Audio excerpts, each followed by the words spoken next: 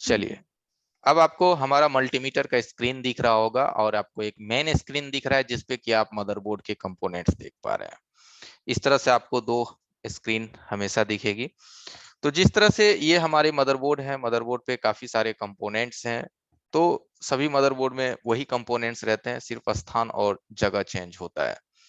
ठीक है, तो सबसे पहले मैं बात करता हूं हमारे मोबाइल को कितनी करंट चाहिए होता है। तो 3.7 वोल्ट सभी जानते हैं कि 3.7 वोल्ट का रिक्वायरमेंट होता है और उसमें हमें कितना एम्पियर चाहिए होता है, तो 2 एम्पियर चाहिए होता है।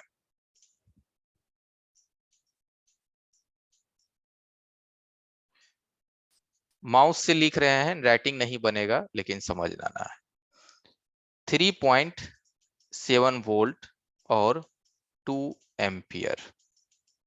ठीक है, तो ये जो करंट होता है, जैसे कि आप लोग बैटरी फोन में लगाते हैं, अभी सिर्फ हम प्लस माइनस को ही लेकर के चलते हैं, पॉजिटिव और नेगेटिव। ये हमारा नेगेटिव करंट होता है और ये पॉजिटिव होता है। इस करंट को हम क्या करते हैं, आईसी में इनपुट करवाते हैं। ठीक है, प्लस और माइनस आपकी आईसी में जाता है, फोन की आईसी में। अब कौन सी आईसी में जाता है वो आगे हम लोग जाएंगे, जैसे पावर है या डीसी टू डीसी है। तो या फिर आईसी की जगह आप कोई इलेक्ट्रॉनिक्स कंपोनेंट्स जैसे कि बल्ब है या कोई भी सेंसर, कुछ भी चीज आप इस्तेमाल कर रहे हैं।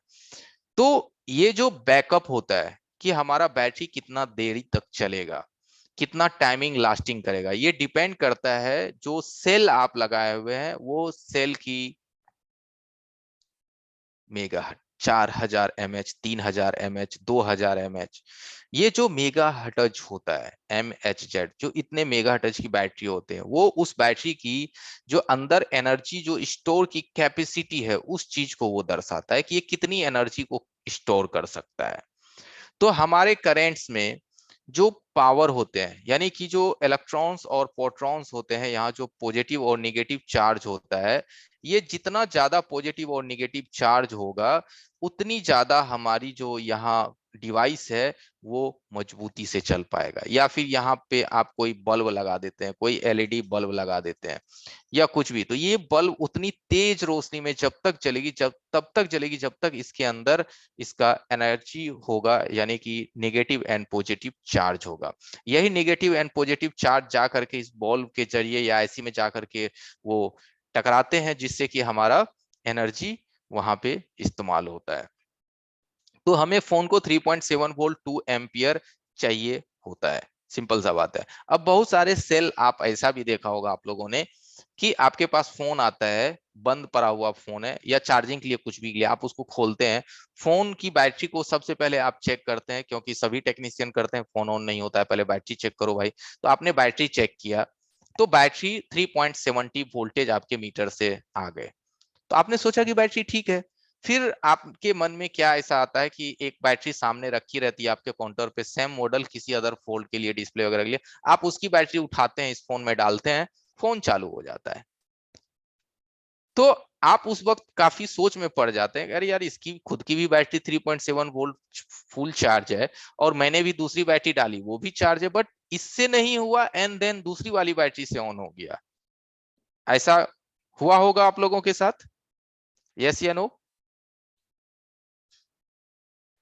Yes yes sir, sir. हुआ था, एक ओप्पो की केस में हुआ था मेरे साथ ऐसा। जी। तो ये क्यों होता है, ये आखिर ऐसा क्या हुआ कि जो उसकी खुद की सेल भी चार्ज है और उससे फोन ऑन नहीं हुआ? तो ये प्रॉब्लम इसलिए होता है क्योंकि इस बैटरी के अंदर जो एम्पियर होता है, जो एम्पियर होता है वो लॉस हो जाते हैं। लॉस होने का मतलब क्या होता है, तो हर सेल के ऊपर में एक सर्किट लगी होती है। आपने बैटरी को खोला होगा तो उसके ऊपर में आप छोटा सा किट प्लेट लगा हुआ देखे होंगे। उस किट और प्लेट पे छोटी छोटी 6 लेग्स के एक आईसी लगी रहती है, एक छोटी सी ग्लास आईसी भी लगी रहती है, ये सभी चीज, और एक उसमें 0 ohms का रेजिस्टेंस भी लगा रहता है मोटा सा। ये सभी चीज लग करके उसकी वोल्टेज को वहां रेगुलेट किया जाता है। तो जब वो सप्लाई बाहर निकलते हैं तो वहां उस सर्किट में खराबी आने की वजह से उसकी जो एम्पियर है वो बाहर नहीं निकल पाता है, जिस वजह से वोल्टेज तो आ जाता है बट एम्पियर बाहर नहीं आता है। जिस वजह से वो फोन चालू वो बैटरी नहीं करता, जबकि बैटरी फूला हुआ भी नहीं रहता है, एकदम बैटरी का सेल काफी अच्छा रहता है, मजबूत रहता है। तो ये प्रॉब्लम आती है कि उसमें एम्पियर लॉस हो गया। तो आप बोलोगे कि सर मैं एम्पियर को कैसे नापूंगा? तो एम्पियर को भी मापने का मीटर है मार्केट में, या फिर आपके पास जो भी मीटर है आप उससे भी माप सकते हैं। तो सामने जो हमारे पास मीटर है इससे भी माप सकते हैं। इस मीटर में देखिए एक ब्लैक प्रॉड है, एक रेड है। ब्लैक हमेशा कॉमन में रहता है, रेड हमेशा हमारा यहाँ जो है वोल्टेज प्लस एम्पियर में है। इसकी जो प्रोब है वो वोल्टेज प्लस एम्पियर में है। तो यहां से इसको चेंज करके आपको, अब मीटर आपको फ्रेश दिखेगा, यहाँ देखिए 10 एम्पियर का सॉकेट दिया गया है। तो ये लाल प्रोब को जब आप 10 एम्पियर की रेंज में ले आएंगे, तो 10 एम्पियर की रेंज में आने के बाद इस प्रोब से आप एम्पियर को माप सकते हैं। तो इसमें एम्पियर का रेंज दिया जाता है। यहाँ आप देखेंगे तो नीचे में आप देखेंगे ए करके यहाँ एम्पियर, तो यहाँ देखिए 10 एम्पियर का रेंज दिया गया है। यहाँ जो देख रहे हैं ये मिली एम्पियर है, यानी एम्पियर का जो छोटा रूप होता है 2m 20 milliampere, 200 sir 200 blur आ मिली रहा है एम्पियर। वीडियो पे सर। ब्लर आ रहा है, एक सेकेंड। अब ठीक है? हाँ सर, हाँ सर। ठीक है। तो जब हम इसको 10 में एम्पियर की रेंज में रखते हैं, तो फिर आपको मीटर को यहाँ एम्पियर की रेंज में रखना होगा। यहाँ जब एम्पियर की रेंज में रखेंगे तो सबसे छोटा होता है हमारा 2 मिली एम्पियर, उसके बाद बढ़ेंगे 20 milliampere, 200 milliampere and 10 ampere. तो इस रेंज में मीटर को लाके आपको रखना होगा। हमारा बैटरी जो है वो 2 एम्पियर का होता है, तो 10 की रेंज में मीटर को लाके रखेंगे। और फिर हम अपनी प्रोब को कहां कहां रखेंगे कि हमारा एम्पियर हमें पता चलेगा स्क्रीन पे। ठीक है, तो इसका हम कनेक्टिविटी आपको बताते हैं कि आप चाहे तो सेल का एम्पियर भी ले सकते हैं, या आप जो 2 एम्पियर की जो चार्जर आप बेचते हैं उसका भी आप एम्पियर को टेस्ट कर सकते हैं, चेक कर सकते हैं। कैसे चेक होगा? तो देखिए मैं इसकी तरीका बताता हूं। आपने मीटर को रख लिया 10 के एम्पियर की रेंज में, आपके मीटर सेट हो गए। मीटर सेट होने के बाद करना क्या है, इसकी जो ये पॉजिटिव वायर है, इस पॉजिटिव वायर को हम यहाँ मान लिया जाए हम जो भी डिवाइस लगा हुए हैं इसको चलिए हम थोड़ा हटा देते हैं, और इसकी जगह पे अब इस आईसी की जगह पे हम कोई भी एक डिवाइस लगा सकते हैं। ये देखिए, अब ये हमारा यहाँ बल्ब वगैरह कुछ भी हम लगा दिए, यहाँ पे हमने पॉजिटिव को नहीं जोड़ा। अब इस पॉजिटिव को हम क्या करेंगे, जो हमारी जो मल्टीमीटर है उसका एक प्रोब इधर रखेंगे, कोई सा भी, चाहे लाल हो या काला, एक प्रोब यहाँ रखेंगे एंड दूसरा प्रोब हम रखेंगे इस बल्ब पे। तो इससे क्या होगा, जब ये करंट फिर फॉलो होगा तो ये करंट यहाँ से चला जाएगा पहले आपकी मीटर में, यानी कि आपकी जो मीटर की स्क्रीन है, फिर दूसरा प्रोब से ये करंट निकल के यहाँ जाएगा, जिससे आपकी मीटर की स्क्रीन पे वो 2 एम्पियर हो या जो भी हो दिखना चालू हो जाएगा। तो इस तरह से हम लोग मीटर से, अपनी मीटर से आप एम्पियर को भी, किसी भी सेल का या चार्जर का एम्पियर को चेक कर सकते हैं। तो ये तो बात हो गया कि चलिए हम एम्पियर कैसे चेक करते हैं, हमारे मोबाइल को कितनी एम्पियर चाहिए होता है, और हमारे जो एम्पियर नहीं रहेंगे तो हमारा एनर्जी जो है वो किसी काम का नहीं है, क्योंकि कोई भी वोल्टेज बिना एम्पियर का उसमें कोई जान नहीं होता है। अगर कोई भी करंट में अगर एम्पियर्स को आप निकाल दें तो वो करंट आपके किसी काम का नहीं है, उसमें उतनी एनर्जी ही नहीं है कि वो किसी भी डिवाइस को चला पाएगा। ठीक है, चलिए अब इससे आगे बढ़ जाते हैं हम लोग।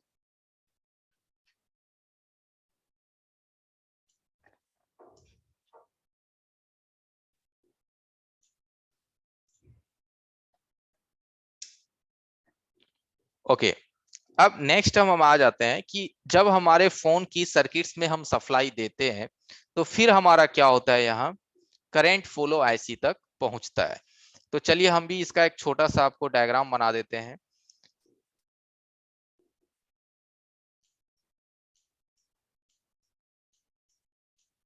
ये हमारा बैटरी कनेक्टर है बीसी,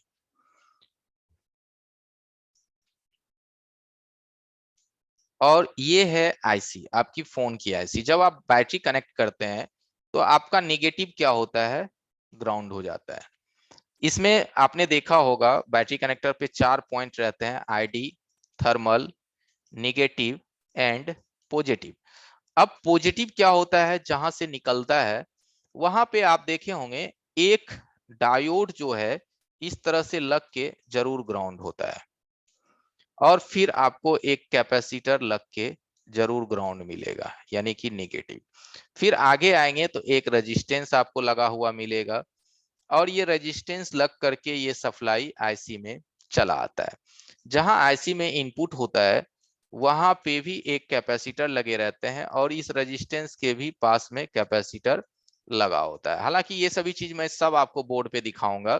फिलहाल हम लोग इस तरह से आगे बढ़ रहे हैं कि किसी भी पूरी सर्किट को अच्छे से जानने के लिए हमें उसमें लगे डिवाइस कंपोनेंट्स, उसकी कनेक्टिविटी को समझना पड़ेगा। तो अब आप लोगों से हमारा एक सवाल है कि बताइएगा कि यहाँ जो ये कैपेसिटर लगी हुई है, चाहे ये लगी हुई है या डायोड लगे हुए हैं, यहाँ ये भी कैपेसिटर है, तो इस सिंबल को तो आप लोग जानते हैं कि ये किस किस चीज की सिंबल होता है, ये वाली या फिर ये। हाँ yes sir.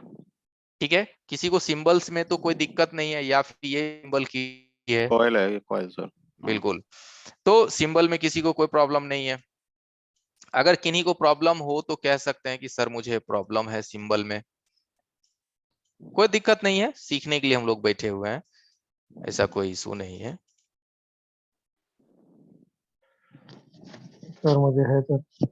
Okay, no problem है। तो ठीक है, यहाँ आप मैं जो भी चीज कह रहा हूँ एक कलम कॉपी रखिएगा कल से, या अभी हो सके तो अभी ही रखिए। यहाँ कैपेसिटर की सिंबल है, जहां जहां इस तरह से दिखते हैं लिख लीजिए, वहां सामने लिख लेना है कैपेसिटर डायोड।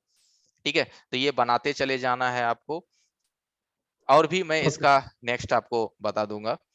फिलहाल अभी हम छोटा सा स्टेप से आगे बढ़ रहे हैं। तो सिंपल सा चीज है कि यहाँ जो ये कैपेसिटर लगी हुई है, या ये इस कैपेसिटर के लगे हुए स्थिति को क्या कहते हैं?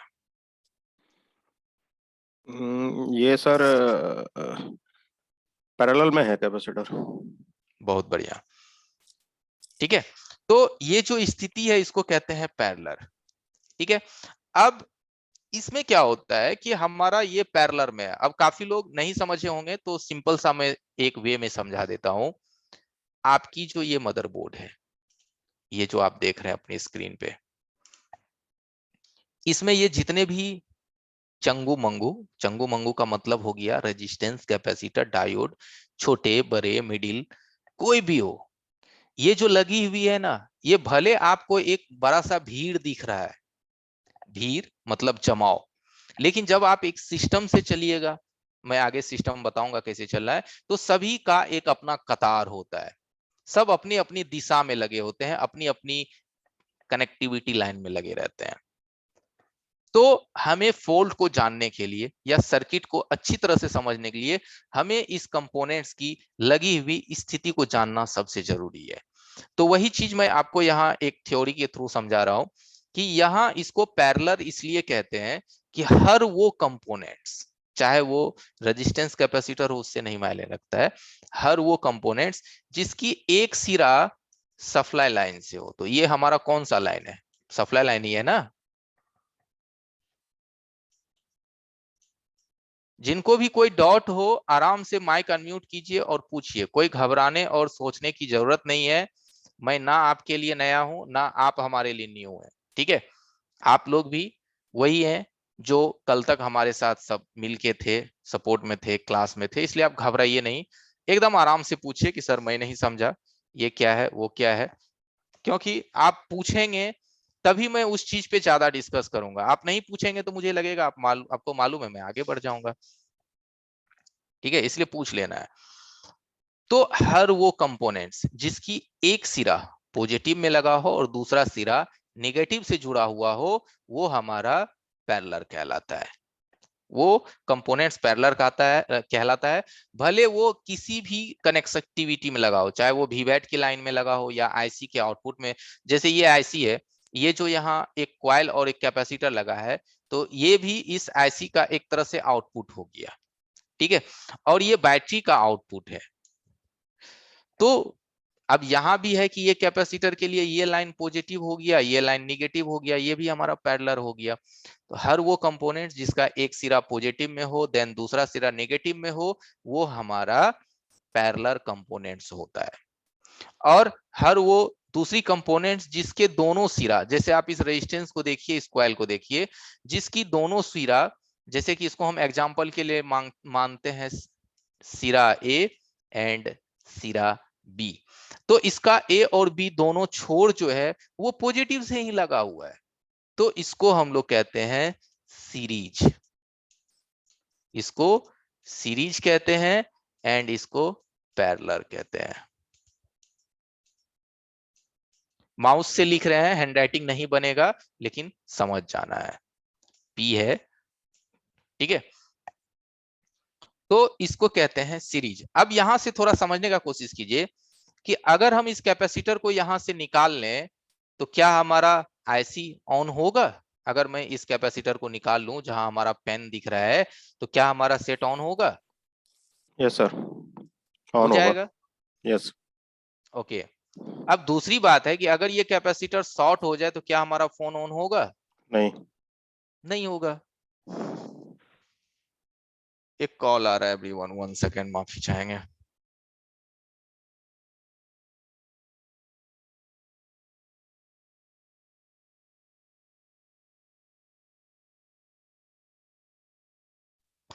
तो यहां पे क्या है कि ये शॉर्ट कर जाए, सपोज दैट इसको लीजिए मैं शॉर्ट कर दिया, तो अब ये शॉर्ट हो गया, तो ये पॉजिटिव निगेटिव से टच हो गया, तो अब ये बैटरी की लाइन आईसी को ना मिल करके ये ग्राउंड हो जाएगा और हमारा सेट चालू नहीं होगा। तो उस कंडीशन में अगर हम इस कैपेसिटर को निकाल भी दें तो हमारा सर्किट ऑन हो जाएगा, क्योंकि एक कैपेसिटर के निकल जाने से सर्किट को कोई ज्यादा फर्क नहीं पड़ता है, क्योंकि कैपेसिटर सर्किट में सिक्योरिटी का भी काम करते हैं, सेफ्टी का भी काम करते हैं, और भी उनके कई काम है, ठीक है। दूसरी बात है कि अगर यहां से हमारा रेजिस्टेंस को, जिस तरह से मैंने कैपेसिटर को निकाल लिया, अगर उसी तरह से मैं यहां से रेजिस्टेंस को निकाल लूं तो क्या हमारा सर्किट ऑन होगा? नहीं होगा सर, वो लाइन ही ब्रेक हो जाएगी ना। लाइन ही ब्रेक हो जाएगा, हमारा सर्किट चालू नहीं होगा, ठीक है। तो सेकेंड स्थिति है कि सीरीज हमारा कभी भी ओपन हो जाए तो सर्किट हमारा ऑन नहीं होगा, और सीरीज के कंपोनेंट्स शॉर्ट नहीं करते हैं, सीरीज के कंपोनेंट्स ओपन होते हैं। पैरेलल की कंपोनेंट्स ओपन भी होते हैं एंड शॉर्ट भी करते हैं। अगर पैरेलल की कंपोनेंट्स ओपन हो जाए तो सर्किट को ज्यादा नुकसान नहीं होता है, लेकिन अगर शॉर्ट कर जाए तो सर्किट को बहुत बड़ा नुकसान होता है। इसी तरह से यहाँ भी जो कॉइल लगी हुई है, इस कॉइल में भी देखिए कैपेसिटर मैंने लगा के ग्राउंड किया, अगर ये कैपेसिटर शॉर्ट कर जाए तो हमारा फोन ऑन नहीं होगा। हाँ, लेकिन डिपेंड करता है कि ये सप्लाई किस चीज को जा रहा है उस पे। अगर ये डिपेंड करता है कि ये कॉइल की सप्लाई अगर हमारा ऑडियो आईसी को जा रहा है, मैं एग्जांपल के लिए बता रहा हूं, अगर ऑडियो आईसी को जा रहा है तो हमारे सर्किट उस वक्त चालू हो जाएंगे, सिर्फ हमारा ऑडियो नहीं बजेगा। लेकिन अगर ये सप्लाई हमारा किसी ईएमएमसी को जा रहा है, सीपीयू को जा रहा है, रैम को जा रहा है, ठीक है, या फिर I2C लाइन को जा रहा है। I2C लाइन समझते हैं एनीवन, क्या होता है? नहीं सर। सेकेंडरी तो नहीं बोलते सर? नहीं, I2C लाइन, अच्छा बताइए सर। ठीक है, चलिए वो आगे बताएंगे। तो अगर ये लाइन हमारी I2C को सप्लाई जाता है, I2C लाइन होता है, उसको जाता है, तो हमारा सर्किट डेड होगा, ऑन नहीं होगा हमारा सर्किट। अब अगर हमारा यहाँ पे सप्लाई है जहां मैंने गोल किया, तो क्या ये शॉर्टिंग मुझे बैटरी कनेक्टर पे मिलेंगे?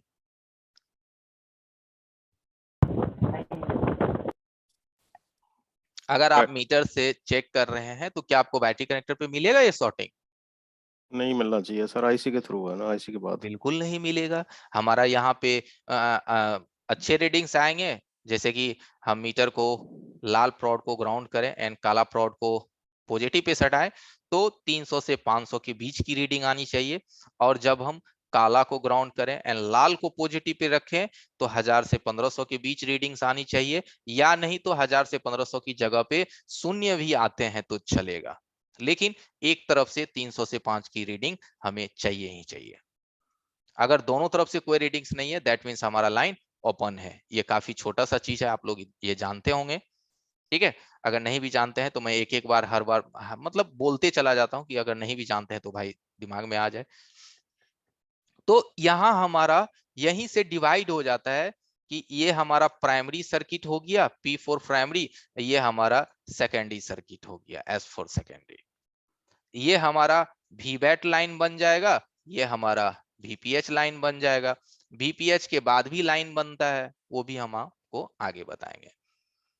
ठीक है, स्टेप बाय स्टेप हमारे फोन के अंदर फंक्शन होता है, चाहे वो पावर की सेक्शन हो या फिर वो हमारे ऑडियो की सेक्शन हो या नेटवर्क की सेक्शन हो या फिर ग्राफिक्स की। हर जगह एक स्टेप बना हुआ है कि कौन सी स्टेप पहले इनेबल होगी, फिर सेकेंड स्टेप हमारा क्या होगा और देन थर्ड स्टेप क्या होगा, फिर हमें फाइनली रिपोर्ट मिलेंगे कि हमारा सर्किट सक्सेस हुआ या नहीं हुआ। तो ये स्टेप अगर आप सीख गए ना, फिर कोई प्रॉब्लम नहीं है। फिर आगे कोई नई मूवी मॉडल आते हैं तो आपको स्टेप पता है कि कैसे काम करना है।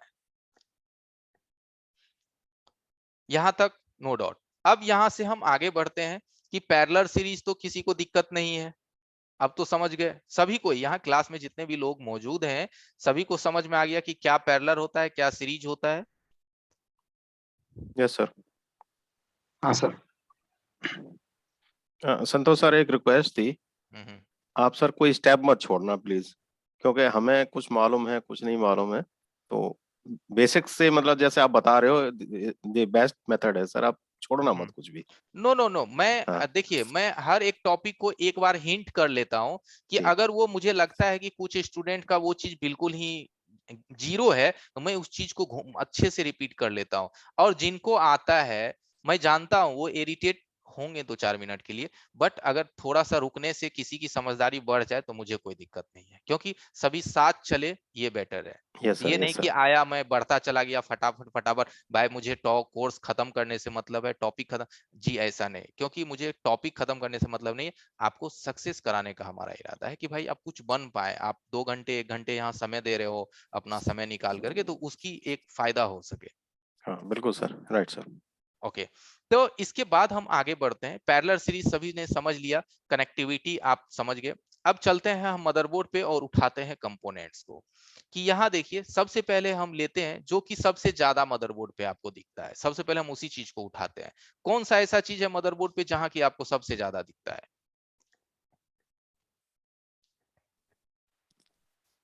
कैपेसिटर देखते हैं सर। बस सिंपल सा चीज है कैपेसिटर। जहां भी खोलिए, जिस सेक्शन को खोलिए, कैपेसिटर तो वहां भरे पड़े दिखेंगे। तो चलिए बढ़ते हैं कैपेसिटर पे। अब यहाँ कैपेसिटर तो सभी लोग पहचानते होंगे, ऐसा तो कोई बात नहीं है। तो चलिए नहीं भी पहचानते हैं तो मैं एक बार हिंट करा देता हूँ। ये जितने भी आप ब्राउन कलर की देख रहे हैं, चाहे ये छोटा हो बड़ा हो, छोटा से छोटा हो, छोटा से छोटा हो या बड़ा से बड़ा हो, ये सभी कैपेसिटर है। बल्कि ये जो देख रहे हैं ये कैपेसिटर नहीं है। ठीक है, माइक सर बंद कर लीजिए, किन्हीं का माइक चालू है। तो यहाँ जितने भी आप ब्राउन कलर की देख रहे हैं ये सभी कैपेसिटर है, बट ये कैपेसिटर नहीं है, क्योंकि दोनों के कलर में फर्क है। ब्राउन कलर छोटे बड़े मिडिल जितने भी देखते हैं ये सभी कैपेसिटर है सर्किट में। तो अब इस पहले कैपेसिटर को आप समझ लीजिए।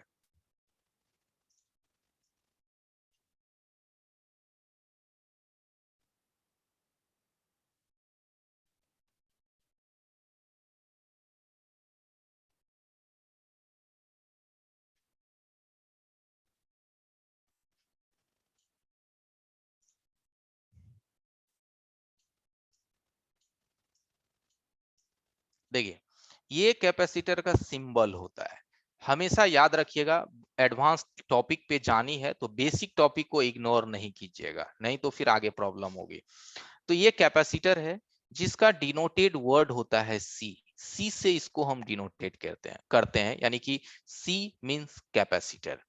ठीक है, सर्किट में ये किस तरह से दिखता है, अभी आपने देखा कि ये ब्राउन कलर का दिखता है, दोनों तरफ इसके मेटेलिक पॉइंट होते हैं। जैसा कि आप अभी यहाँ सर्किट में देख रहे हैं, ये दोनों तरफ इसका मेटेलिक पॉइंट होता है, जिस तरह जिससे कि आप इसको मदरबोर्ड में सोल्ड करते हैं। बॉडी इसका ब्राउन कलर का होता है, ब्राउन कलर का बॉडी होता है। अब देखिए सबसे पहला कि कैपेसिटर का क्या काम होता है सबसे पहला। तो अब मैं लिखूंगा नहीं, आपको सुनना है, एंड हो सके तो कॉपी पे लिख लीजिए, नहीं तो वीडियो तो है ही, बाद में आप रिपीट कर लीजिएगा। तो कैपेसिटर का सबसे पहला काम, यह सप्लाई के बीच लग करके सप्लाई को फिल्टर करने का काम करता है। अभी मैंने पिछला डायग्राम में दिखाया कि वीवैट की लाइन में 2 पीस लगी हुई, 2 मैंने लगाया। तो ये सबसे पहले आपके सप्लाई लाइन की वोल्टेज को फिल्टर करने का काम करता है, सबसे पहला काम। तो पहला हम शॉर्ट में दे देते हैं फिल्टर, ठीक है। पहला काम कि ये वोल्टेज को फिल्टर करने का काम करता है। दूसरा काम है इसका सेफ्टी, ठीक है। सेफ्टी का मतलब हो गया कि अगर हमारी वोल्टेज हाई वोल्टेज गलती से बढ़ गया, किसी ने 3 वोल्ट की जगह वहां 8 वोल्ट घुसे दिए, डाल दिए, तो हमारा फिल्टर शॉर्ट कर जाएगा। इसीलिए मोबाइल जब शॉर्ट आपके पास आते हैं तो 90% शॉर्टिंग में कैपेसिटर ही बाहर निकलता है, आप ढूंढ लेते हैं उसको, नहीं तो फिर आईसी शॉर्ट मिलता है, फिर कई बार डायोड भी शॉर्ट निकलते हैं। लेकिन ज्यादातर हमारा जो फॉल्ट है वो कैपेसिटर से होता है। क्यों? क्योंकि वो शॉर्ट होकर के आपके सर्किट को बचाता है। दूसरा काम इसका हो गया सेफ्टी। तीसरा काम इसका देखिए कैपेसिटर का क्या होता है सर्किट में, कि अगर आपका कैपेसिटर सीरीज में लगा हो, अभी तक तो कैपेसिटर आपने पैरेलल में देखा, अभी की सर्किट जो मैंने पीछे बनाया, तो इसमें क्या है तीसरे चरण में कि कैपेसिटर अगर सीरीज में हो और कैपेसिटर की हम एक तरफ से हम 3.0 वोल्ट इंसर्ट किए ये, और इधर से मैंने फ्रीक्वेंसी भी इस पे इंसर्ट किया, तो इधर मुझे आउटपुट में क्या मिलेगा बता सकते हैं?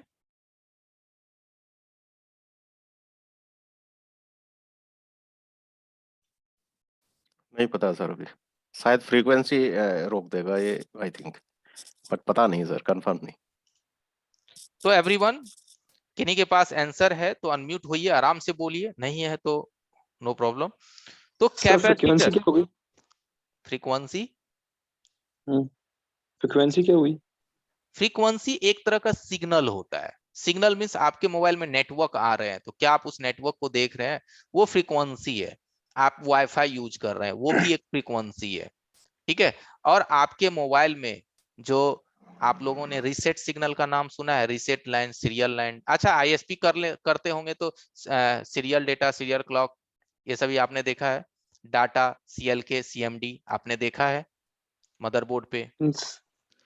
हाँ तो सर, ये लिखा जो रहता है। डेटा है, ठीक है, और ये सीएमडी जो है और सीएलके जो है, ये क्या चीज है बताएंगे जरा मुझे?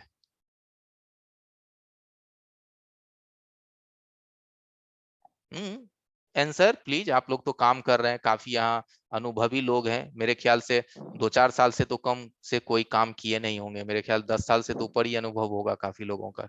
नहीं नहीं नहीं सर, इतना टाइम नहीं है मेरे को तो, बट हाँ 2 साल हो गए। सर जैसे क्लॉक डाटा की आप बात कर रहे हैं सर, हम्म। तो ये सर ये फीडबैक के लिए होता है बेसिकली, जो मेरे को अंडरस्टैंड है, बाकी ज्यादा नहीं पता सर मेरे को। देखिए, जितने भी हमारे reset line, serial data line, serial clock command, ये जितनी भी लाइनें हैं, इस लाइन को अगर आपने पढ़ी होगी यूट्यूब वगैरह या कहीं भी, एवरीवन नो डाउट, तो वहां पे आप देखते होंगे कि 1.8 का वोल्टेज भी मिलता है, ठीक है। उस लाइन पे जैसे ये लाइन जा रही है कोई, हमारा मान लिया जाए ये SCL लाइन है, जिसको कि सीरियल क्लॉक कहते हैं, ये लाइन है। तो इस पे आप चेक करोगे ना मोबाइल को ऑन करके, तो 1.8 वोल्ट इस लाइन पे आपको मिलेगा। अगर यहाँ कोई कैपेसिटर लगी हुई है या रेजिस्टेंस लगा हुआ है, इस तरह से कोई कैपेसिटर या रेजिस्टेंस लगा हुआ है, तो 1.8 वोल्ट यहाँ मिलेगा। लेकिन यहाँ पे एक फ्रीक्वेंसी भी होता है इस लाइन पे, जो कि फ्रीक्वेंसी एक आईसी से दूसरे के बीच में डेटा को लेकर के पहुंचता है, और उस डेटा को कैरी करने का काम ये वोल्टेज करता है। आगे मैं आपको जब स्कीमेटिक्स पढ़ाऊंगा ना, तब ये चीज आपको और अच्छे से क्लियर हो जाएगा।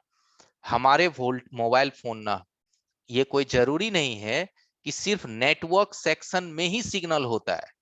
आप लोग सोचते होंगे कि sir network section that mean signal, जी नहीं, नेटवर्क सेक्शन में तो सिग्नल है ही है, साथ ही साथ power, charging IC, DC to DC IC, latest light IC, उन सभी पे भी सिग्नल के थ्रू उसको ऑपरेट किया जाता है।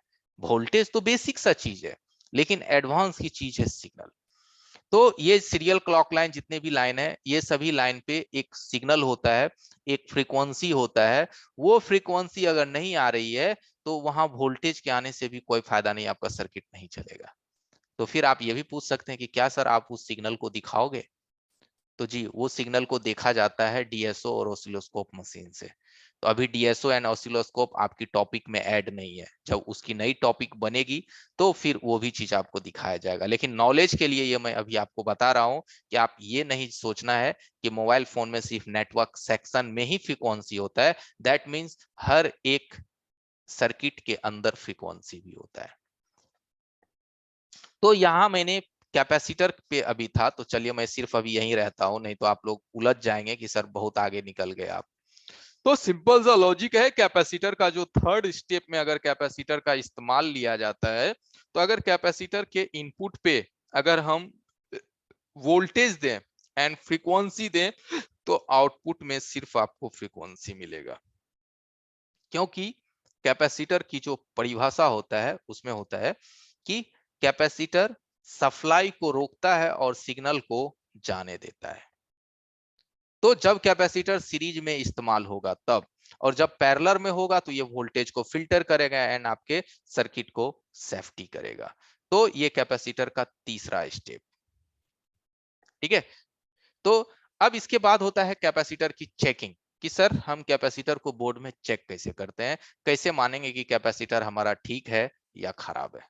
ठीक है, यहां तक तो समझ गए एवरीवन? नो प्रॉब्लम कैपेसिटर को वर्क में? Yes sir. अब चलते हैं कैपेसिटर का चेकिंग। तो चलिए, मेरा मल्टीमीटर का स्क्रीन आपको दिख रहा होगा और मदरबोर्ड पे यहाँ कैपेसिटर भी बहुत सारे आपको दिख रहे होंगे। तो चलिए मैं इसका चेकिंग दिखाता हूं। तो चेकिंग से पहले मल्टीमीटर में आप लोग बजर मोड जानते होंगे सभी कोई? Yes sir. बजर मोड, तो बजर मोड में दो चीज रहता है। एक रहता है हमारा बीप और दूसरा रहता है डायोड का सिंबल। बजर मोड में आप देखते होंगे, नहीं दिख रहा है तो मैं दिखा देता हूं। देखिए यहां दिख रहा है,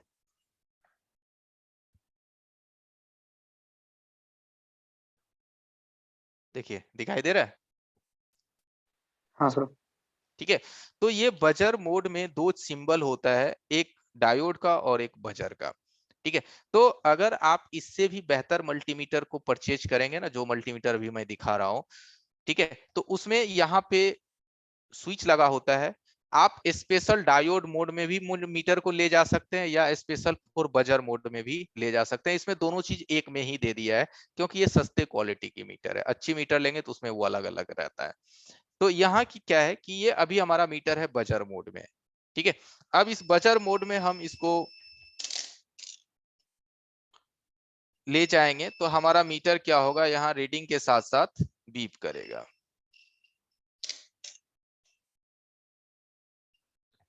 तो हमारा मीटर देखिए 1 पे आके रुक रहा है और बीप कर रहा है।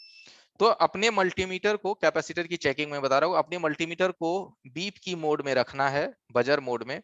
और रखने के बाद किसी भी कैपेसिटर के दोनों पिन पे हम सटाएंगे, दोनों पॉइंट पे। देखिए तो हमारा में क्या निकल रहा है, यहाँ वैल्यू निकल रहा है कितना, 312। तो ये 312 की जो वैल्यू निकल रहा है, ये कैपेसिटर का वैल्यू नहीं है एवरीवन।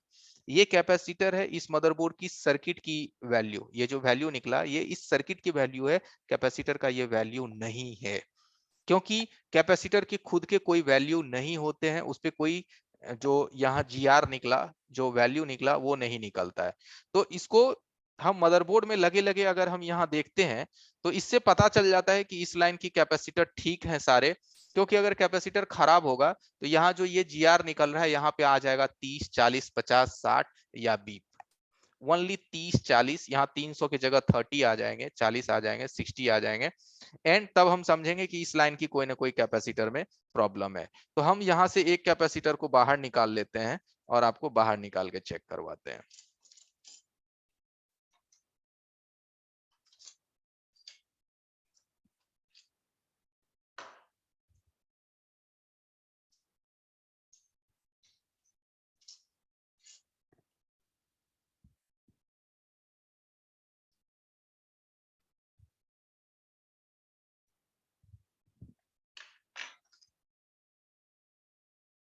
देखिए एक कैपेसिटर मैंने बाहर निकाला, आपको दिख रहा होगा कैमरे में।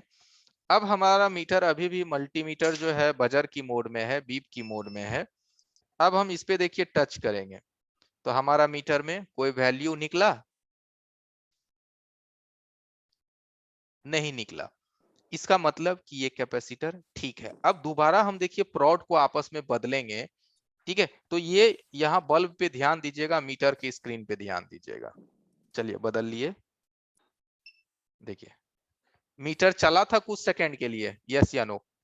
यस, हल्का तो सा दिया था। हाँ, हल्का सा दिया था। ये इसलिए दिया था क्योंकि ये जो कैपेसिटर है ना, इसको कहते हैं हम लोग एनपीसी।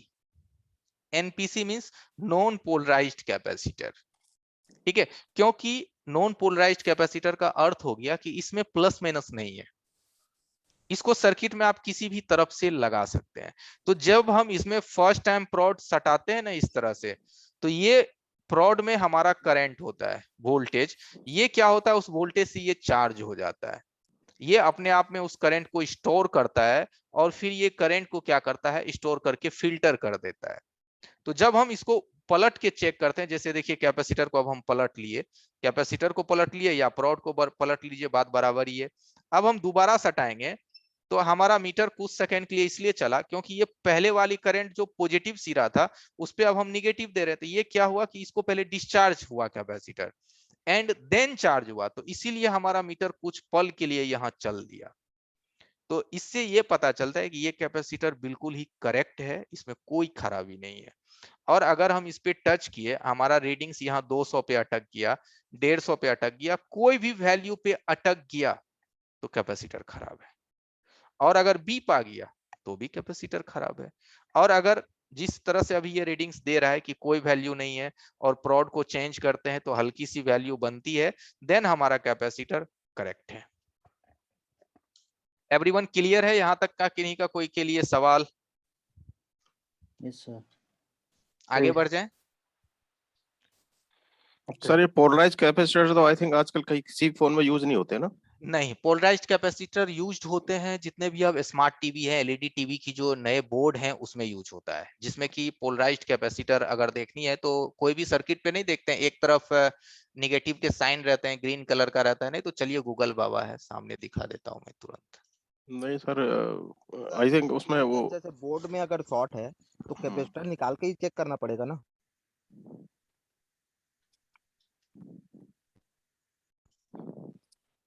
नहीं, बोर्ड में बीप देगा ना अगर शॉर्ट है तो, सर बता तो रहे हैं।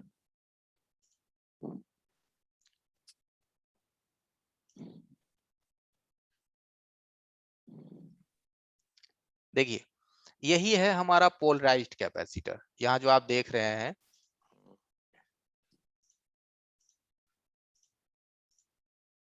ये पोलराइज्ड कैपेसिटर है, ठीक है? और अभी जो हमारे मोबाइल फोन में लगा हुआ है वो एनपीसी है। यहाँ देखिए ये दिख रहा है ना, ये वाली हमारा हैंड दिख रहा है आपको? ये सर दिख रहा है। ठीक है, तो ये है हमारा एनपीसी। और ये सभी जो देख रहे हैं ये पोलराइज, इसमें देखिए एक तरफ निशान है एक तरफ नहीं है, इसमें प्लस माइनस होता है लेकिन इसमें प्लस माइनस नहीं होता है, ठीक है? तो ये सब हमारे पोलराइज्ड कैपेसिटर हैं। और इसी में अगर हम लिख देंगे कैपेसिटर एनपीसी, तो अब देखिए हमारा ये वाला आ गया एनपीसी कैपेसिटर, यानी कि ये हमारा नॉन पोलराइज्ड होता है, इसमें प्लस माइनस नहीं होता है, ये सारे के सारे, ठीक है? तो यही है, चेकिंग आपने समझ लिया। अब किसी ने अभी सवाल किया था, बोलिए क्या पूछ रहे थे आप? किसी ने पूछा कि सर कैपेसिटर में खराबी होगा तो क्या बीप आएगा बोर्ड में, क्या कुछ पूछ रहे थे, बताइए। उनका क्वेश्चन ये था शायद कि अगर कैपेसिटर शॉर्ट होगा तो बोर्ड में चेक किया जा सकता है क्या? जी जी बिल्कुल हाँ चेक सर, किया वही जा बोल रहा सकता। हूँ। हाँ। जैसे शॉर्ट हो गया सर, कैपेसिटर कोई सा लाइन शॉर्ट दिखा रहा है तो बोर्ड में ही चेक करेंगे कि निकाल के चेक करेंगे? नहीं नहीं नहीं नहीं, बोर्ड में ही चेक हो जाएगा, निकालने की कोई आवश्यकता नहीं है। बट मैंने निकाल करके इसलिए अभी आपको दिखाया ताकि मदरबोर्ड पे जो वैल्यू दे रहे हैं वो वैल्यू हमारे बोर्ड का होता है, कैपेसिटर का नहीं होता, इसलिए मैंने उसको निकाला। लेकिन अगर बोर्ड पे वो लगी हुई है और कौन कैपेसिटर खराब है वो बोर्ड पे कैसे चेक होगा, अगर ये आप पूछ रहे हैं तो मैंने अभी आपको यहाँ सर्किट में दिखाया था कि अगर कोई हमारी सप्लाई लाइन है, ये मान लो सप्लाई लाइन है, इसमें 4 कैपेसिटर लगे हुए हैं, 1 2 3 4। ये अगर बोर्ड पे देखेंगे तो यहाँ भी देखिए आपको दिख जाएगा,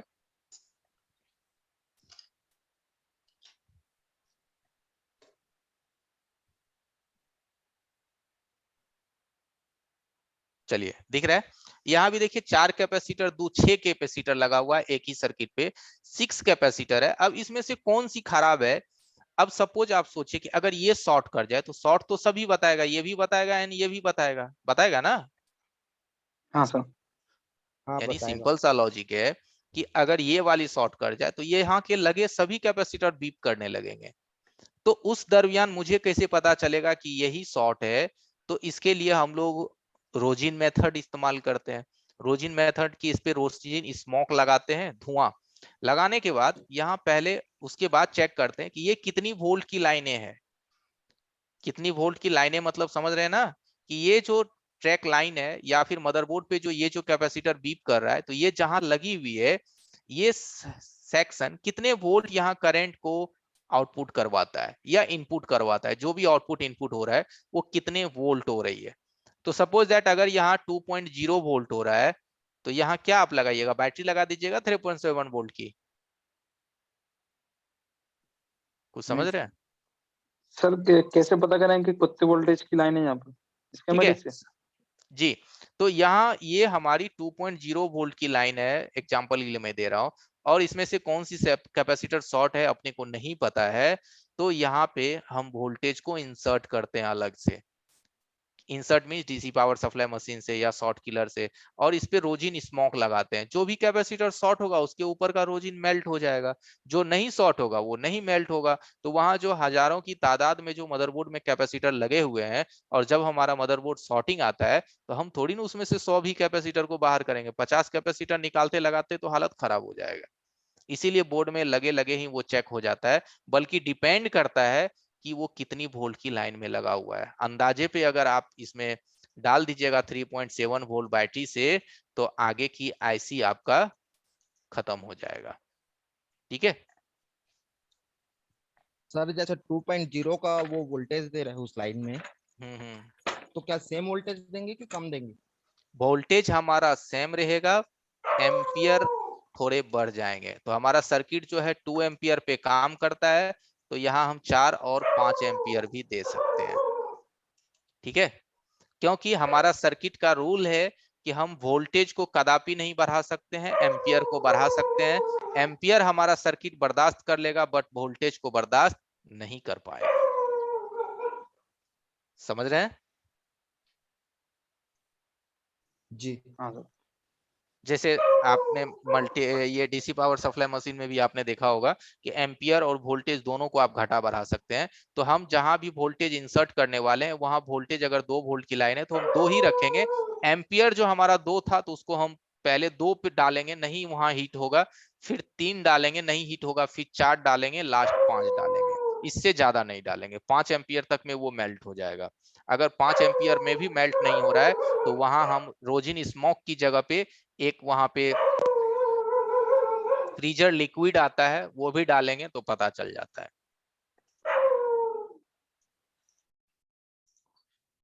ओके, तो एवरीवन कैपेसिटर क्लियर है सभी का? फाइनल? Yes sir. चलिए आगे बढ़ते हैं रेजिस्टेंस पे।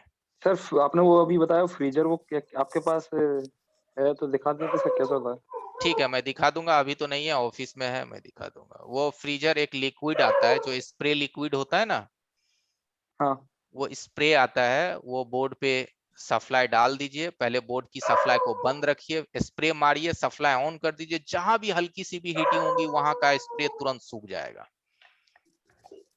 बट और सर वो वैसे सक्सेस नहीं है। हाँ, उतना ज्यादा नहीं है सक्सेस, बट रोजिन के मुकाबले रोजन बेस्ट ठीक है है। सर। हाँ, रोजिन बेस्ट है, बट कभी कभी जो हल्की सी शॉर्टिंग होती है ना, जैसे हमारे रोजिन को पिघलने के लिए मिनिमम 15 से 20 डिग्री सेल्सियस का हीटिंग चाहिए, कम से कम 20 या 30 डिग्री। अब कुछ सॉर्टिंग ऐसे होते हैं वहां की हमारा वातावरण ही है 20 डिग्री पे और वहां कंपोनेंट्स ही हमारा जो है सॉर्टिंग की वजह से 25 डिग्री हीट हो रहा है, तो वो हीटिंग दिखता नहीं है, इसीलिए वहां पे एक फ्रीजर लिक्विड आता है, वो डालेंगे तो वो पता चल जाता है। अब इससे भी छोटी छोटी सॉर्टिंग्स आने लगे हैं, जैसा कि आप लोगों ने देखा होगा कि मोबाइल को पावर में लगाते हैं, मात्र आपका मोबाइल 10 मिली एम्पियर उठाता है ऑटोमेटिक, तो 10 मिली एम्पियर की अब सॉर्टिंग आने लगा है, जो कि ना रोजिन में पकड़ में आता है ना डीप फ्रीजर में पकड़ में आता है। तो बोलोगे आप कि सर फिर वो कैसे पकड़ में आता है, तो फिर उसको हम लोग या तो टेक्निक के अनुसार आईसी को रिमूव करके चेक करते हैं या नहीं तो थर्मल कैमरा में चेक करते हैं। Yes sir. देखते होंगे कि अब जो है टेक्नीशियन लोग थर्मल कैमरा भी यूज करने लगा है। क्या वजह है थर्मल कैमरा लेने की, 40,000 कीमत है उसके, क्योंकि कुछ सारी ऐसे फॉल्ट्स ऐसे हैं जो कि अब उसमें डिटेक्ट हो रहा है। तो कोई दिक्कत नहीं है, अगर हमारी जरूरत उस हिसाब से आएगी, सेट आएंगे, तो फिर अगर उतनी टेक्निक हमें होगा तो हम उसे यूज कर लेंगे।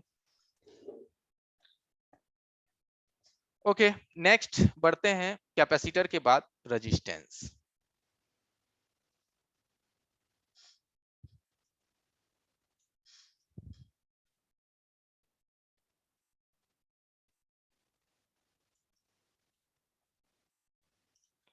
चलिए, तो रेजिस्टेंस देखिए किस तरह से दिखता है। रेजिस्टेंस में भी काफी लोग कंफ्यूज रहते हैं, कॉइल और रेजिस्टेंस में उनको फर्क नहीं समझ में आता है। जरा आप लोग मुझे बताइएगा।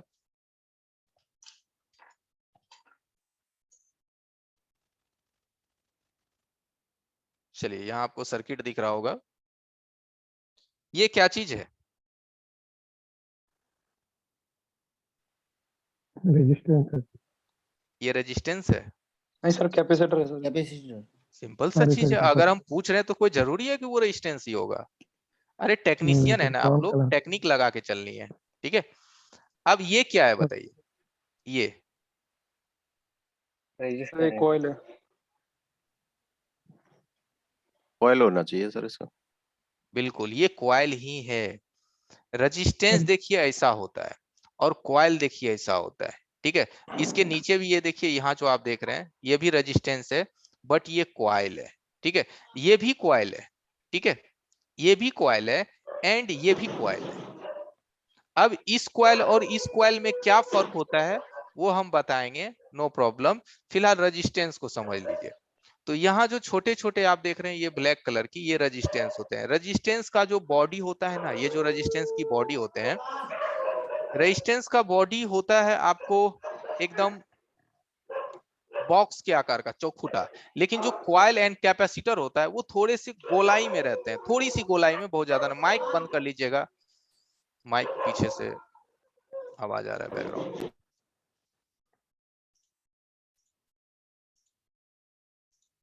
ठीक है, तो रेजिस्टेंस का जो बॉडी होता है वो देखेंगे तो वो एकदम आयताकार होता है, रेक्टेंगल होता है। लेकिन जो कॉइल की बॉडी है वो थोड़ा सा गोलाकार होता है, ढोल की तरह, हल्का सा, बहुत ज्यादा भी नहीं बोलेंगे। ये फर्क होता है उसमें पहचानने का, कॉइल और रेजिस्टेंस में। तो सबसे पहले अभी हम रेजिस्टेंस को ही लेकर के चलते हैं, फिर हम आगे बढ़ेंगे।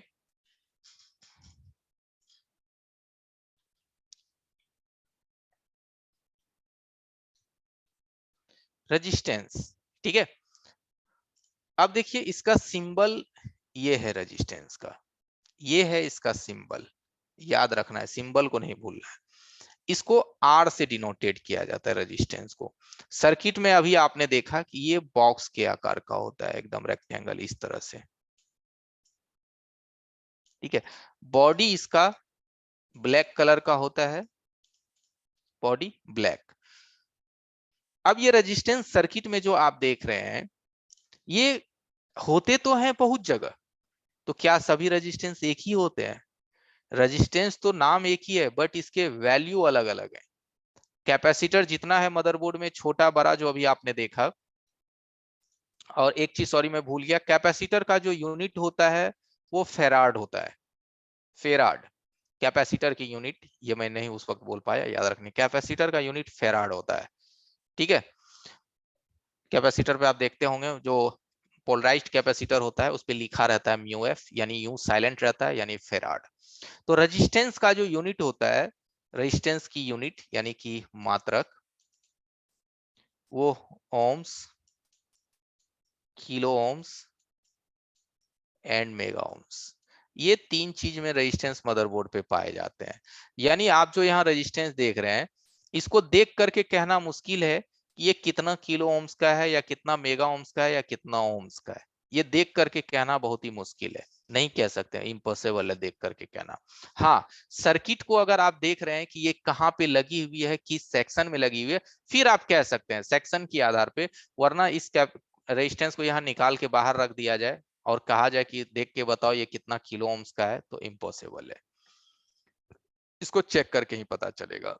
तो सर्किट में जितने भी रेजिस्टेंस है, ये तीन वैल्यू में पाए जाते हैं, ohms, kilo ohms and mega ohms. ठीक है, तो चलिए जानते हैं सबसे पहले कि रेजिस्टेंस का काम क्या होता है। तो सीधा सा एक शब्द, एक लाइन में, रेजिस्टेंस करंट के बीच लग करके अपने मान के अनुसार धारा में प्रतिरोध करता है। समझ गए? रेजिस्टेंस धारा के बीच लग करके अपने मान के अनुसार उस धारा में प्रतिरोध पैदा करता है। रेजिस्टेंस मींस प्रतिरोध पैदा करता है। ठीक है, जैसे कि आप यहां समझ लीजिए कि एक सेल है। ठीक है, एक पॉजिटिव है, एक निगेटिव है। ये पॉजिटिव है, ये निगेटिव है, ग्राउंड कर दिया। अब ये हमारा 3.7 वोल्ट है। अब यहाँ पे एक आईसी है जिसको कि काम करने के लिए 3.0 ही चाहिए। तो कंपनी क्या करेगा, यहां से लेगा, इसमें एक रेजिस्टेंस लगाएगा या फिर दो लगाएगा और आईसी को दे देगा। तो ये रेजिस्टेंस का कितना वैल्यू होगा कि 3.7 वोल्ट इस तरफ 3.0 आ जाए? कोई बता सकते हैं इस चीज को?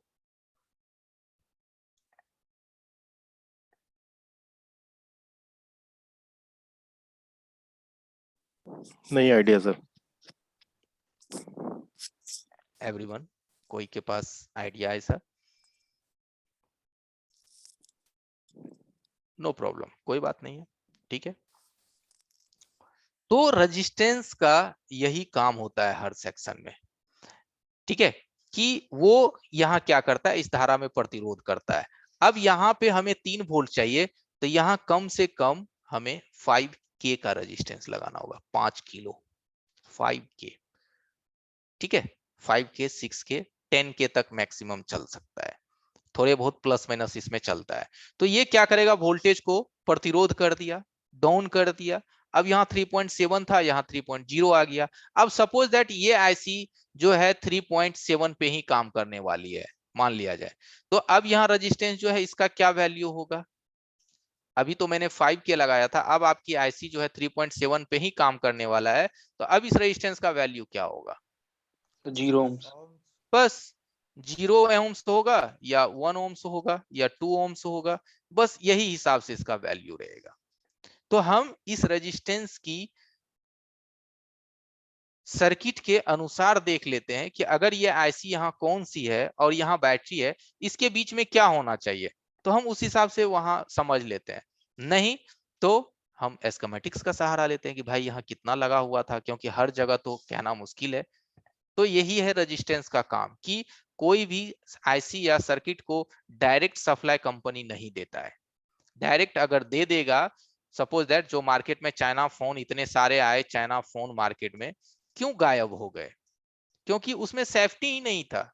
सीधा यहाँ वोल्टेज, सीधी सी आईसी, कोई सेफ्टी ही नहीं है, थोड़ी सी अप डाउन हुए सेट डेड, तो वो निकल लिया। बहुत मार्केट में आए, ली फोन आए, लावा आए, कार्बन आए, जेन आए, गए, क्योंकि सेफ्टी पे उन्होंने ध्यान नहीं दिया, सिर्फ उन्होंने फोन को बनाया, सेफ्टी नहीं देखा। लेकिन अब जितने स्मार्टफोन आ रहे हैं, आजकल आप देखते होंगे हर जगह ओबीपी का प्रयोग हो रहा है, पुल डाउन का प्रयोग हो रहा है। ओबीपी जानते हैं एवरीवन? सर नहीं sir. Over voltage production IC sir. जी जी बिल्कुल। और एलडीओ के बारे में जानते हैं? एलडीओ लो वोल्टेज के लिए होती है सर। हाँ, तो ये सभी चीज अब कंपनी ने अपनी सर्किट में इंप्रूव करने लगा, डालने लगा, क्योंकि कस्टमर तो भले 10,000 देकर के फोन खरीद लेते हैं, अब अगर उसमें परेशानी आएगा तो कस्टमर को झेलना है। तो वो पहले ही उन सभी चीज का वहां सिक्योरिटी अब लगा दिया कि भाई प्रॉब्लम भी आए तो अब मुझे आईसी को जाने की तुरंत जरूरत नहीं है, पहले हम पीछे काम कर लेंगे, देन उसके बाद आईसी पे जाएंगे। तो इसी चीज को हम लोग सीखते हैं कि सर नए फोन की क्या तकनीक है, क्या कनेक्टिविटी है, क्या है। तो भाई उससे पहले तो बेसिक क्या कॉन्सेप्ट है आपकी क्लियर। तो कहने के लिए तो सभी कह देते हैं कि सर मेरा क्लियर है बेसिक, लेकिन वो आगे जाके फंस जाते हैं। तो जब हम सर्किट पे काम करते हैं तो हमें ये चीज पता होनी चाहिए। तो सबसे पहला रेजिस्टेंस आप समझ गए कि किस तरह से सर्किट में इस्तेमाल किया जाता है। सिंपल सी बात है, इनपुट जहां से आउटपुट हो रहा है, यानी कि ये हमारा आउटपुट है बैटरी, जहां से हमारा आउटपुट हो रहा है और जहां इनपुट हो रहा है, इन सभी के बीच में रेजिस्टेंस का प्रयोग किया जाता है। साथ ही साथ इसमें सेफ्टी को रखने के लिए कैपेसिटर भी इस लाइन में लगाया जाता है। कैपेसिटर सेफ्टी का काम करता है। अब ये रेजिस्टेंस भी सेफ्टी का काम करता है, प्रतिरोध का काम करता है। अगर ये रेजिस्टेंस हमारा मान लिया जाए 2 किलो का हो, 10 किलो का या 20 किलो या 10 ओम्स 20 ओम, तो ये भी सेफ्टी का काम कर रहा है, साथ ही साथ प्रतिरोध भी कर रहा है। सेफ्टी किस तरह से, अगर यहाँ से हाई वोल्टेज आया तो या तो कैपेसिटर शॉर्ट करेगा या ये शॉर्ट करेगा, या नहीं तो ये रेजिस्टेंस कट जाएगा। चार्जिंग में भी आप लोग देखते होंगे कि अरे इधर 5 वोल्ट आ रहा है, उधर नहीं जा रहा, तो आप जंपर मार देते हैं, होने लगता है। तो दैट मीन्स वहां की जो फ्यूज थी वो कट चुका है। वो फ्यूज क्या है, वो भी एक तरह का जीरो ओम्स रेजिस्टेंस है, जिसको हम लोग फ्यूज भी कहते हैं। कट गया, फिर आप जंपर किए, होने लगा। लेकिन बेहतर है कि फ्यूज दोबारा लगा देंगे, तो कल को फिर हाई वोल्टेज आएगी तो हमारा सर्किट बचेगा, नहीं तो फिर मेन आईसी जलेगा। ठीक है। अब इसके बाद आगे है कि यहाँ जितने भी ओम्स है, किलो ओम्स है या मेगा ओम्स है, उस रेजिस्टेंस को बोर्ड पे हम कैसे पहचानते हैं कि भाई तू ओम्स का है, तू किलो ओम्स का है, या फिर तू मेगा ओम्स का है। हम कैसे, यानी कि यहाँ बोर्ड पे इतने सारे रेजिस्टेंस है, 1 2 3, इधर है 4 और भी ऊपर है, तो हम कैसे जानेंगे कि ये रेजिस्टेंस की क्या वैल्यू है, इसकी क्या है, इसकी क्या है, या फिर ये खराब है। या तो खराब है, या अगर ठीक है, सबसे पहला सब कि या तो ये खराब है या ठीक है, इसका पहचान कर लिए। और ये पहचान होने के बाद ये इसकी क्या वैल्यू है, तो इसकी वैल्यू जानने के 2 तरीके, एक तो मल्टीमीटर से, दूसरा स्कीमेटिक से। तो बेसिक में मैं आपको मीटर से बता दूंगा, एडवांस जब आप आगे बढ़ेंगे तो मैं आपको स्कीमेटिक से बता दूंगा कि कैसे वैल्यू जानते हैं। ठीक है। तो 11:10 हो चुके हैं। नेक्स्ट आज हम इतना ही रहने देते हैं, इससे आगे हम कल कवर करेंगे। उम्मीद है कि कल हम लोग टाइम पे पहुंच जाएंगे, आज तो थोड़ी सी डिले भी हो गई है। और आपको ग्रुप में इन्फॉर्म कर दिया जाएगा कल कि आपकी क्लास 9 बजे होंगे या 9:30 बजे होंगे या 10 बजे होंगे। सर आधा 1 घंटे पहले बता दें सर। हाँ हाँ, कल देखता हूँ पहले ही बता दिया जाएगा। सर एक क्वेश्चन था जी सर, ये रिकॉर्ड है तो वीडियो फिर से कैसा देखिए सर? रिकॉर्ड अभी ये 1 घंटे का जो क्लास चला ना सर रिवीजन के लिए, फिर देखना है तो कैसा देखना है, कैसा देख सकते इसके हैं? लिए आपको हमारी ऐप रिपेयर में मोबाइल का डाउनलोड करना है। ठीक है। है सर मेरे पास, हाँ हाँ, सर। ऐप में आपको मिल जाएगी, लेकिन अभी नहीं मिलेगा, कल इसको ऐप में अपलोड किया जाएगा। फिर वहां पे हाँ ऐप में आपको दिखेंगे माई कोर्सेस में आप जाएंगे ना, माई कोर्सेस, तो उस माई कोर्सेस हाँ में आप सर। क्लिक करेंगे तो वहां आपका जो कोर्स है वो दिख जाएगा। फिर उस पर क्लिक करेंगे तो डेट के साथ ये वीडियो रहेगा। तो कल आपको वीडियो का प्रोसीजर शहजाद सर ग्रुप में आकर के बता देंगे कि किस तरह से आपको वीडियो मिलेगा। ठीक है। Okay sir, okay, thank okay okay sir, okay, good night everyone. Good good night night sir. Sir. You, good night.